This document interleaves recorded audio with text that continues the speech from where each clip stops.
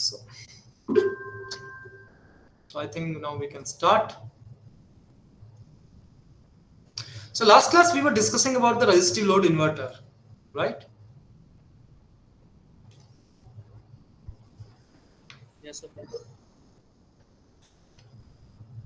A resistive load inverter, and I told you a resistive load inverter was basically like this. It has a V in, it has the RL, it has a VDD, it has the V out, right? Its characteristic looks like something this. Characteristic, it was very clear that VOH was VDD, right or not? VOH was always VDD irrespective of anything. However, the VOL was non-zero. VOL was certain value. VOL was greater than 0 volt. Yes or no? Yes. Similarly, you also derive the expression for VIL and VIH. So technically for the VTC, which I call voltage transfer characteristic, all the points you are clear. So once you have identified VDD, VOL, VIL, VIH, you can tell about the noise margin and everything. What are the things which need the improvement? First thing is that VOL is not going to 0. If VOL is not going to 0, what is happening? You know that noise margin low stands for VIL minus VOL. If VOL is not going to 0, means isn't this noise margin low is less? The least value of the VOL could be 0, but it is not going to 0. Right or not? Yes, sir. So isn't there is a scope of improvement in terms of noise margin? You would like to improve the noise margin? The second thing, what is its power consumption? Can we comment on power consumption? Power consumption is usually, you might have understood, power consumption is VDD into ID. Now let me assume a square wave with 50% duty cycle. Perfect duty cycle means it is turning on, turning off, turning on, turning off for the same time period, right? So if I say this is a square wave, if I am applying what I will get? I will get the same square wave with the inverted nature. Yes or no? Yes, sir. Right? Yeah. But if I say, if this happen, if input is 0, what is happening to this particular transistor? This current is ID is 0. 0. So can I say this current ID I can define in two phases? One is ID half when input is low. What is the ID? 0 plus when this happens, what happens? When this particular thing happens, that particular transistor gets on in linear region And current will flow. and there will be current. Yes, sir. Right or not? So there will be one ID when the transistor is on. When the transistor is on, average current of this one, if you multiply with the VDD, will give you power dissipation, and that power dissipation is known as static power dissipation. There are different category of power dissipation. I will be telling you slowly, right? This is the static power dissipation, a power dissipation which happens due to the either in when input is 0 or output is or input is 1. That is when it is happening. It is. I'm not talking what is happening at the transition, because even you might be knowing there is no perfect clock like this. There is no clock which has a rise time and fall time to be 0. Yes or no? Yes, sir. If I talk about a clock and the clock is supposed to be like this, 10 nanosecond, let's say time period is supposed to be 10 nanosecond, right? This is, let's say this is supposed to be 10 nanosecond from this high to this high, right? But if you zoom in, you will find it out. Their edges are basically like this. There is a finite rise time and fall time. Yes or no? Yes, sir. These changes doesn't happen abruptly. It's not like you are off right now, suddenly you become on. There is a transition which happens, and that transition can make some power to get consumed, and that particular part I am not covering right now, but I will be covering slowly. So this is the expression for the static power dissipation and everything. But do you know one thing is very true, that if you want to improve the VOL, if you want to make the VO less, then I told you there are two ways. Either Either if you want to reduce the VOL, what you need to do? Increase W by L. Increase W by L or increase the RL. Or increase the RL, yes or no? Yes, sir. If you increase the RL, what is the cost? What is the cost being paid? The cost is Size. area. Because resistance, if you might have seen, let's say, I will tell you, you all understand the semiconductor, right? The semiconductor. You know, there is a one formula which relates the resistivity, rho equals RA by L. Yes or no? Yes. In other words, resistance is basically rho L by A, right? Right or not? Yes, sir. Yes, Yes, sir. sir. Now I do define one parameter here as I will be telling you. Let's say this is a semiconductor, and the semiconductor is N plus. Like the semiconductor, you are doping it here at this region N plus, and this is, let's say, N type semiconductor. Now tell me which region will have more resistance? N region will have more resistance, isn't so? Yes, sir. Because what is the conductivity here? Yes, sir. NQ mu, right or not? Sigma equals NQ mu. Yes, sir. And what is the if this is the sigma, what is the rho? Just reverse of that. Resistivity and sigma, they basically are opposite to each other, right? Yes or no? And Yes. here Yes, again sir. is NQ mu, but N is higher here. There is more number of electrons available here. That is why this region has less Resistivity. conductivity. So if I want to make a resistor, let's say I want to make a 5 kilo ohm resistor, and I do have two options. Either I can use the N diffusion region or I can use the N plus diffusion. So tell me which will give you the resistance value realized 5 kilo ohm in the lesser area. N diffusion will give you or N plus diffusion will give you? N diffusion. Which diffusion? N diffusion, sir. N diffusion can give you very early in the smaller area, right? Because N diffusion has higher value of the rho. Let's say I am defining one term which we call as the seat resistance. We define seat resistance RS as something in unit is ohm per square. Square is square. What does it mean? Let's say I have a diffusion region which is having a length equal to 5 micrometer. This is the length, and the width is, let's say, 1 micrometer. Then can you first tell me how many number of squares present here? There are.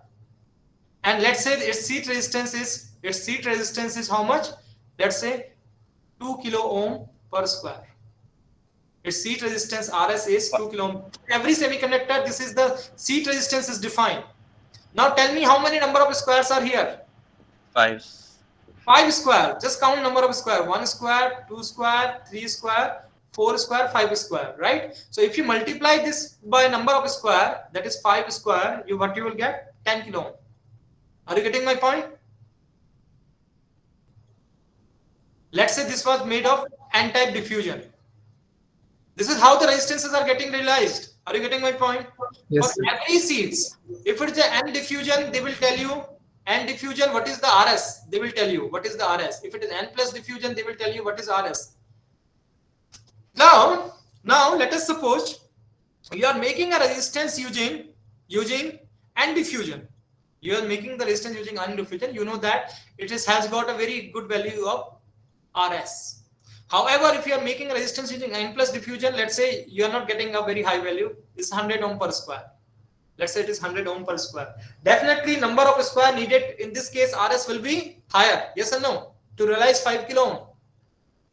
Isn't this number of square needed for realizing this RS, realizing the 5 kilo ohm will be higher in the case of N plus. However, number of the square or number of the net area required for realizing this particular 5 kilo ohm will be less in this case. But tell me, who will have more error? Here 1 square basically gives you a value of 200 ohm. However, here 1 square of the same gives you a value of 2 kilo ohm. Isn't this will be more, if there are dimensions error, isn't this is going to be more costly? If every resistance, you know, this is 5 kilo ohm plus minus some value, isn't the tolerance error will be more in case of this one RS? If you're realizing with the same square is giving 2 kilo ohm, means something very simple. Like if you want, if I say if I say what is the distance from Allahabad, between Allahabad and Lucknow, someone says to me is 280 kilometer. I'm okay with that. Someone says to me 220 kilometer or 270 kilometer, I'm okay with that. But someone asks me what is the distance from Allahabad to civil line, someone says to me 10 kilometers, suddenly someone say 8 kilometer. Now the error is more, right or not? Comparatively speaking, so With smaller magnitude, if something is going, you will understand it more, right? But here you know that in order to realize this particular thing, you can see, always do remember, whenever you make the chips, there will be, there is, let's say you want to make a length equal to 5 micrometer, width equal to 1 micrometer, there will be some plus minus error once you make it, the length or width related. Now if you see it here, definitely there are more number of square, but every square does have a less resolution, so you are going to be for more accurate, making more accurate resistor. But here one small square itself makes you 2 kilo ohm. So even if there is a error will be the same. Jitna square banane mein error you are getting it here, the similar kind of error you will get it here. But here that error multiplied by the 2 kilo ohm making it bigger, and here that error multiplied by 100 ohm is making it less. You are getting my point? Yes, sir. So what I'm trying to say, these were the just example, but it never happens. You might see from the CAN, there are various ways people realize the square means, since it is taking more area, people make it like a spiral kind of resistor. Spiral resistor means they will take a diffusion sheet, they will make a spiral like this, like they will pattern a spiral like this.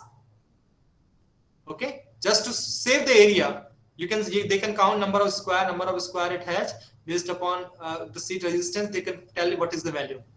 But the problem is basically, you have seen, in order to make it more ideal, you need a high value of RL. If you need the high value of RL, it is basically causing the area requirement problem. Right or not? Yes. Right? Yes. Sir, what if we use P-type doping instead of N? We get more resistivity. You can get anything. Is you're not going for mu and then mu p. I'm getting your point. You are saying that since mu p is there, you can get it without a doubt. You use the P diffusion, you use the N diffusion. I'm just giving you example. You use the polysilicon resistor. You use directly the oxide. They will be more resistive. Yes. You can use anything. You can use, like in IC, once you basically make the layout, there will be ample choice. Whether you want to make the resistance using diffusion, you say using diffusion, those layers you choose. You find out what is their seat resistance, and based upon whatever the value you want to realize, the count number of the square and get it done without a doubt. You can also, similarly, there are in ICs, you want to also have capacitances. There will be lots of different kind of capacitance. There will be metal insulator, metal capacitance. There will be metal insulator, semiconductor capacitor. There will be ample variety of the capacitors. Choose anyone, whichever seems to be good for you. But everyone will have different kind of errors associated. If you are going for, let's say, I want to realize a 5 mega ohm resistor. Within the IC, I want to realize a 5 mega ohm, and I do have a material whose seat resistance is very high, 1 mega ohm per square. I'm just taking 5 squares and I'm making it. But this particular kind of implementation will have a very huge error. Even if there is some percentage error in dimension, that multiplied by 1 mega ohm per square will make it very, very inaccurate.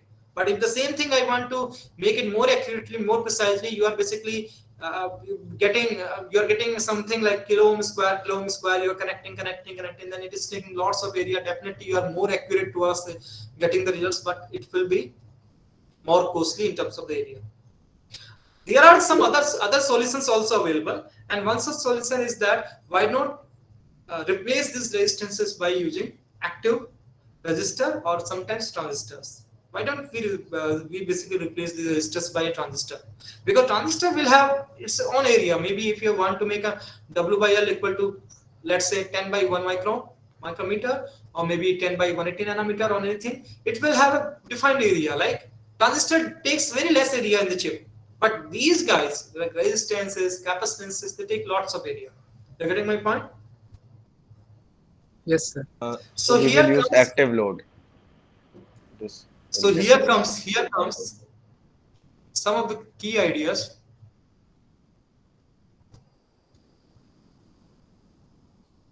I think there are some chat messages, I think.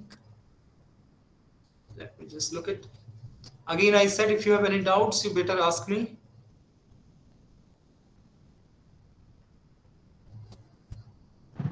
Sir, uh, sir, Yes, please tell. sir, what is the general error percentage for per square found in a register? Sir? Did not get. We are using different regions as a register, right, sir?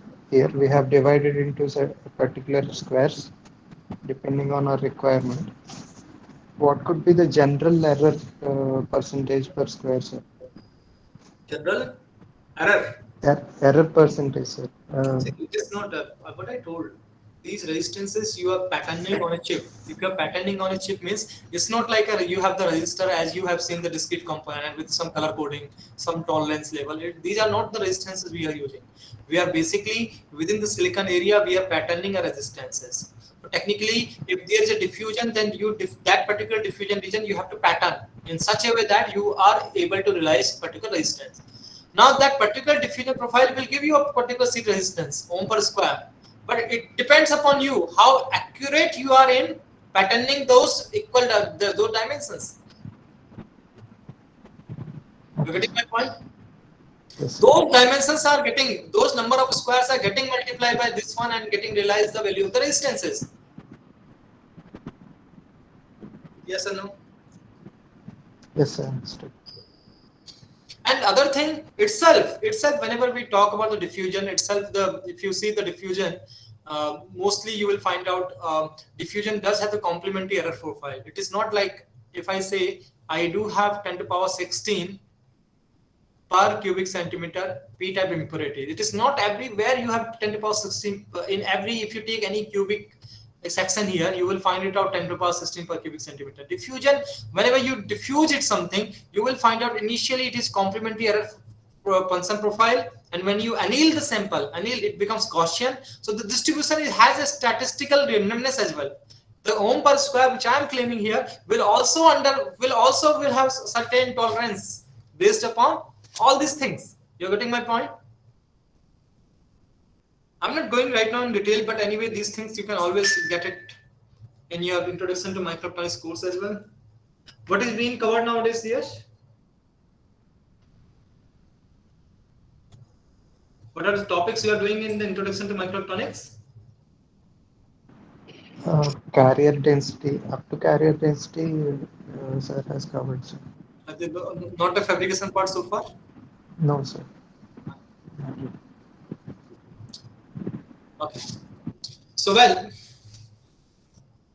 coming to the another way is basically change the load. And now changing the load, the very first thing comes to my mind is basically, let me make it all NMOS solution. And what I'm doing is basically, if I'm not using any arrow, not any bubble, what does it mean? My transistor is N-type. NMOS. And more. Right? Yeah. Yeah.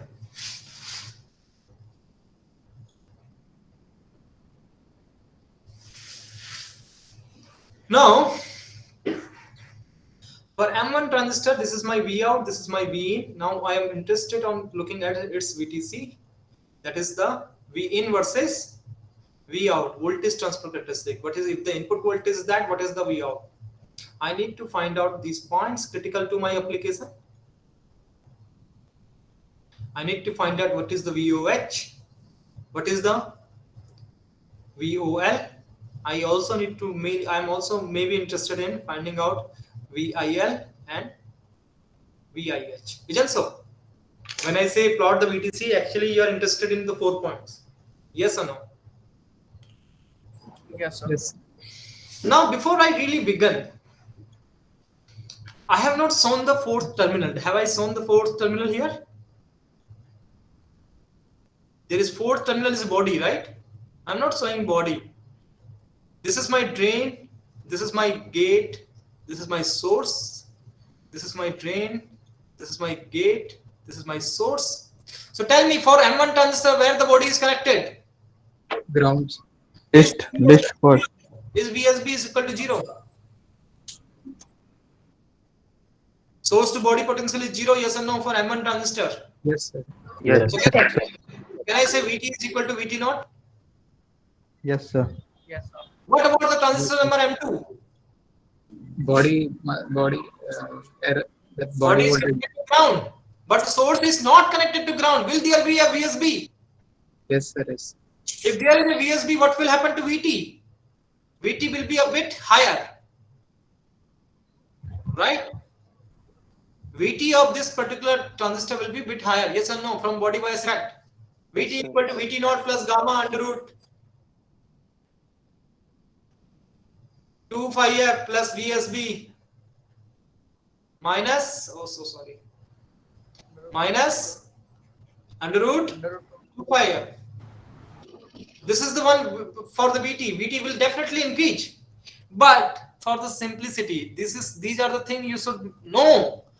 These are the things you should know once you basically design the circuit.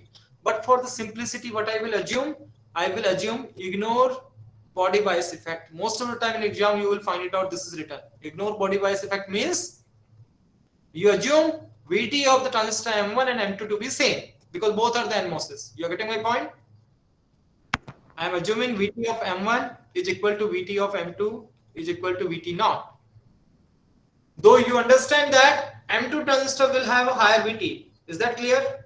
This is the first assumption I am taking.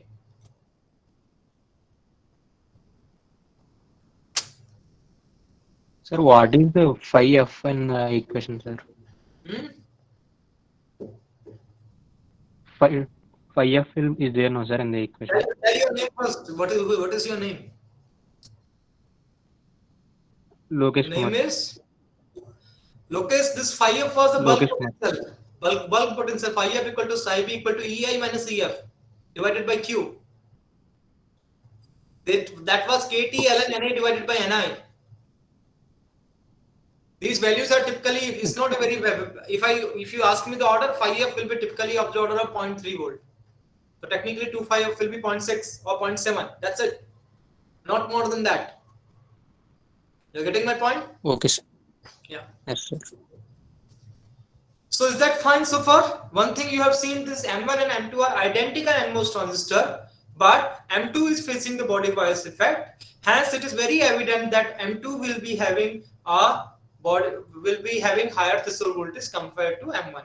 But for the simplicity, right now I am assuming VT of M1 is equal to VT of M2 equal to VT naught. Is that clear so far? Our assumptions are clear to you? Yes, sir. Now I told you, whenever you want to find out the VTC, what is the first point you should be finding out? You should always start with the VOH. correct.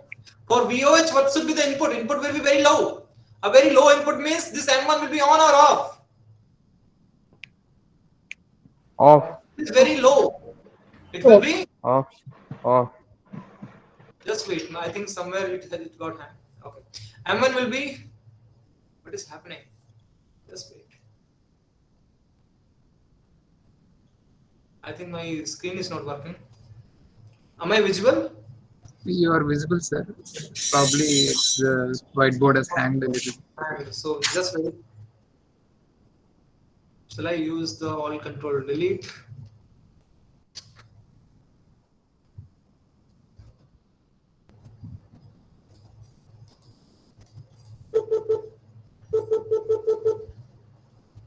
Something is going to happen, I think.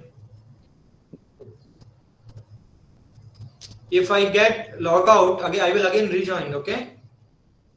Okay, sir. Wow, I think everything is fine now. It has started working. Let's wait. Where is my screen? Is it gone? You are visible, sir. Whiteboard is also Sir, visible. But the mouse pointer is not moving. You can see. You can see the circuit now. Yes, No, sir. no, no. We can see the circuit. The mouse pointer is not moving, sir. Only whiteboard, sir. Sir, try once, stop sharing and then again share the screen. Maybe it will work.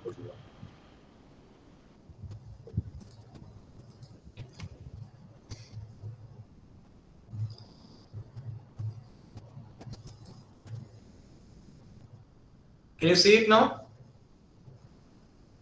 Yes, sir. Yes, sir. My whiteboard is visible. Yes, sir. Yeah. So what I was saying, when you want to find out the VOH, what will be the input to the transistor? This input to the transistor is almost 0 volt. Yes, sir. There is some refresh. Okay. Almost 0 volt. Yes or no? I think I should restart once. Isn't so? It is getting refreshed. Is that visible to you? Yes. It is visible. Visible, sir. Okay. But as soon as I click, there is some refreshing actually. So let me just restart. Okay, and give me restarting will take maybe 5 to 10 minutes. You can take a break. I'm rejoining. Okay. Okay, sir. Okay. Okay, sir. Okay.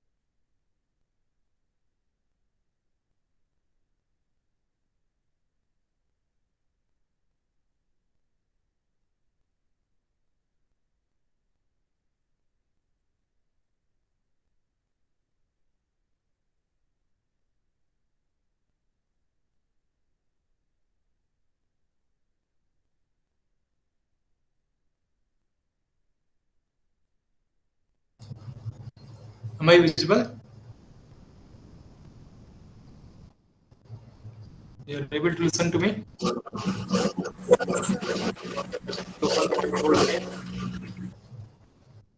Let's share it, the screen.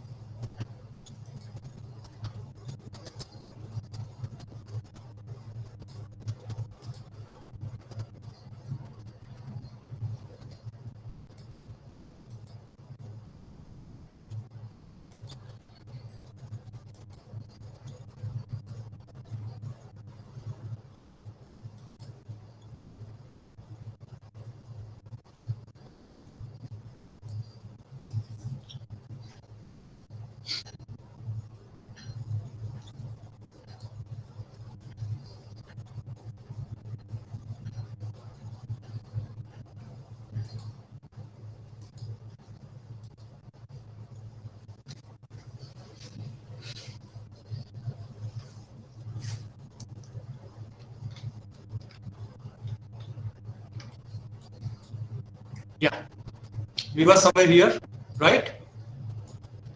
Yes, sir. So the task purge, what is going to be the VOH? Correct.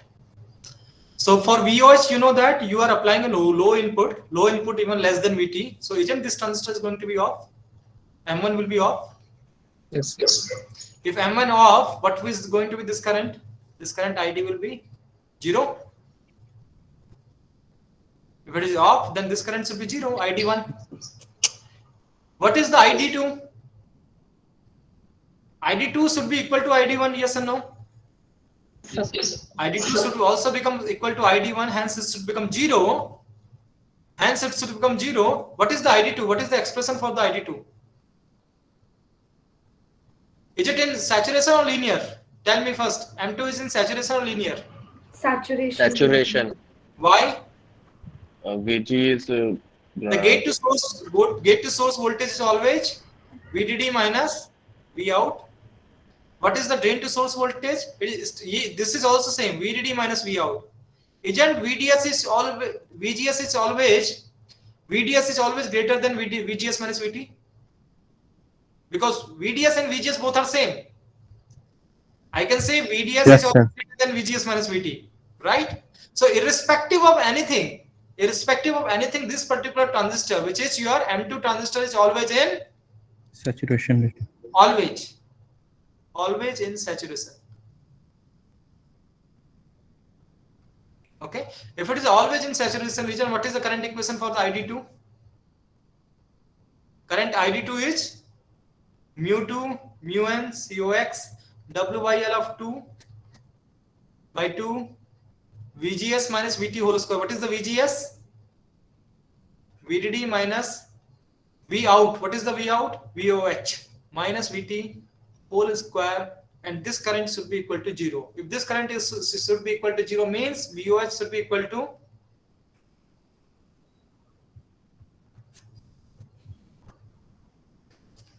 are you getting my point? Yes or no? Yes, sir. So can you see much difference here?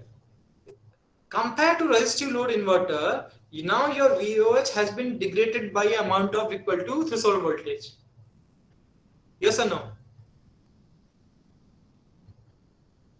Yes or no? Yes, sir. And this problem is not very small. If you may notice, though we have assumed VT is equal to VT naught, but you know this particular thing for transistor number M2, VT is not VT naught. It is in fact higher than VT naught because of the body bias effect. If it is the VT of the transistor number 2, VDD minus VT of 2, and VT of 2 technically is greater than VT of 1 in practically, yes or no? Because of the VSB factor. Yes, sir. Yes. So this problem is really very severe if you are working with the low voltage supply. Right now I'm saying voltage equal to 5 volt. Let's say instead of 5 volt, let's say you are using a 1.2 volt technology and you are using supply equal to 1.2 volt. The VT of transistor is supposed to be, VT naught is supposed to be 0.4 volt. Technically you will assume that your VOH is 1.2 minus 0.4, that is 0.8. Fair enough.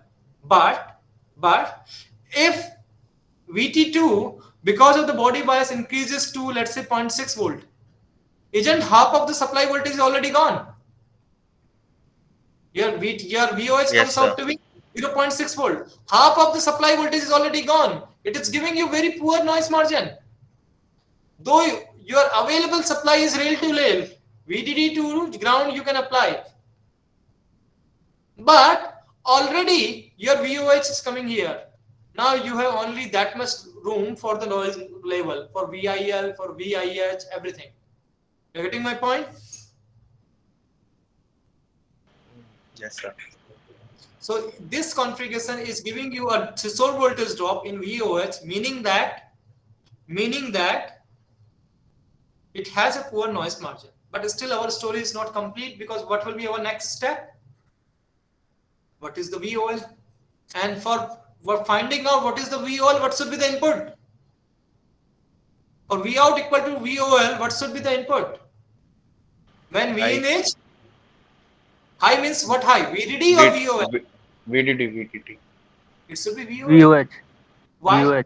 Why? There is a reason for everything. Let's say you are making inverters. You are making the inverters using this technology. You are making the inverter using, I call this particular one as enhancement load inverter, because this particular transistor is always in saturation. I call it enhancement load inverter. If you are making this particular thing using this particular one, even if your input is low, your output is VOH. Now this VOH is basically acting as an input here. It is not the VDD which is acting as an input. It is the VOH which is getting as an input and giving you VOL here. You are getting my point? Though your power supply voltage is up to 5 volt and 0 volt, but your VOH is, let's say, only 4.2 volt because of the threshold voltage drop of 0.8. Now, in order to find out the VOL, let's say some other logic gate is giving you VOS. Now, this is getting as an input to this particular transistor. So, technically, VOH is the input for VOL. You're getting my point? Previous case, resistive load inverter, what was your VOH? Previous case, fortunately, VOH was VDD. So, there was no confusion for you from your end. Yes or no? Yes, sir. Yes, sir. But now your logic level says my high value is not 5 volt, it is 4.2 volt. You will be needing you need to now apply 4.2 volt and need to find out what is the value of VOL. So anyway, you forget about it. Now tell me, I'm making the circuit again. Look at the low case. You are applying the VOH. You are supposed to get VOL, and this is your M1, this is your M2. M2 is always in saturation irrespective of what is your output voltage. Now tell me, if VDS is less and VGS is high, isn't this is going to be in what region? This is a linear region or which region? M1? Linear. Linear, right? Because VDS is less than VGS minus VT. It is in linear region. So in order to get the expression for the VOL, isn't I need to do this thing, that this current is equal to this current? And if I say ID of M1 is equal to ID of 2, then I know ID of M1 is mu n COX W by L of 1 into VGS minus VT. What is the VGS? VGS is VOH minus VT. VDD minus VT of this particular transistor first, minus VT of 1, minus VT of, sorry, VDD minus VT2 is the VOH. VOH minus VT, right? Minus VDS1. What is the VDS1? VOL divided by 2 into VOL is the equation for ID1. That is supposed to be the current through this M2, which is mu n COX W by L of 2 divided by 2 VGS minus VT whole square, where VGS is VDD minus VOL minus VT of 2 whole square. Isn't so? If you solve this equation, will you get the value of VOL? Yes or no? You know the VDD, you know the threshold voltage of both the transistors are almost similar. You are putting the threshold voltage to be same. Aren't you getting a VOL quadratic or quadratic in VOL? Yes, sir. And that will give you a value of VOL. Well, So let us do some example problem. I think that will give you more clarity. Okay, so I'm giving you a random problem and I want that entire class should give me the unique answer, the same answer actually. So let me give you, so please note it down this problem somewhere. This is M1, M2, this is V out, this is V in. Let's say this voltage is 3.3 volt. This is ground already. I'm saying mu n COX is 120 microampere per volt square. W by L of M1, let's say take 5 by 1. This is W by L. W by L of M2, let's say 10 by 1. Okay. So what else you need? Nothing else. VT of 1 and VT of 2, let's say both are equal. Assume there is no body bias effect. Let's say both are 0.7 volt. Tell me what is the VOH. Tell me what is the VOL. Can you do it? All of you? We'll try. Try. Come on. You may take the snapshot of this one so that I can unshare my screen. Mu and COX for both the transistor is same. Let's say it is 120 microampere per volt square. I am saying ignore the body bias effect. Ignoring the body bias effect means transistor number 1 and 2 has the same voltage, same threshold voltage, that is equal to 0.7 volt. I am asking what is the VOH, what is the VOL. Instead of remembering anything, let's say you have forgotten whatever I have taught you. You start doing the same thing. For VOH, find out the conditions. Then see this M1 will be off, then make the ID2 equal to 0, then automatically you will get VDD minus VT. For VOL, again you repeat, ID1 equal to ID2, you derive everything and start solving it. Have you taken the snapshot and shared in the group?